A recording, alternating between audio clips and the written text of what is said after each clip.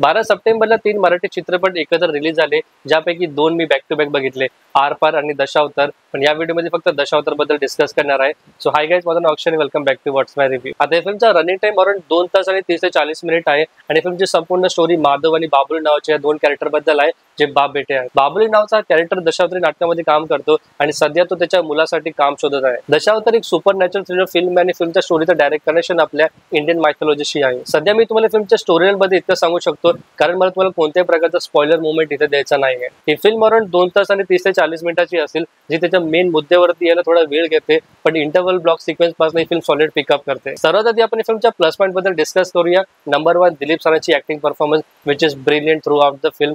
He is the heart and soul of the film, ज्यामुळे तुम्ही पूर्णपणे एंगेज राहता फिल्ममध्ये. इथे बाबुली नावाचा कॅरेक्टर त्यांनी प्ले केले, हु इज व्हेरी इनोसेंट, देवावरती आणि माणुसकीमध्ये विश्वास ठेवतो आणि निसर्ग परिवर्तनावरती सुद्धा त्याचं खूप प्रेम आहे. असं पाहायला गेलं तर फिल्मच्या संपूर्ण कास्टची परफॉर्मन्स चांगली आहे, पण दिलीप सर आउटशाईन्स एव्हरीबडी. आणि म्हणून मला असं वाटतं की बाबुली नावाच्या कॅरेक्टरसाठी Dilip sir is the perfect choice. I can't imagine any other actor in this character. पुढे फिल्मचा सेकंड प्लस पॉईंट म्हणजे प्रोडक्शन क्वालिटी आणि presentation, which is extremely beautiful. हा संपूर्ण चित्रपट कोकणात शूट झालाय आणि each and every scene and frame looks beautiful on the screen. Specially फिल्ममध्ये हा एनिमल वाला सीन आणि दुसरा म्हणजे दिलीप सरांचा हा वाला shot, it was extremely beautiful, well presented and executed scene. In fact cinematic point of व्ह्यूने हा चित्रपट खरंच वेल मेड आहे आणि जर प्रत्येक मराठी चित्रपट अशाच लेवलला बनत राहिला तर आपण सुद्धा एक दिवस पॅन इंडिया लेवलला नक्कीच पोहोचू. या फिल्मचा तिसरा प्लस पॉईंट मध्ये ज्या प्रकारे बाबुली नावाच्या कॅरेक्टरला श्री भगवान विष्णूच्या अवतारांसोबत कनेक्ट केले, रिलेट केले, it is really good. Next या फिल्मच्या मायनस पॉईंट बद्दल बोलू तर नंबर 1, फिल्मची गाणी जी स्ट्रिक्टली ॲव्हरेज वाटली मला.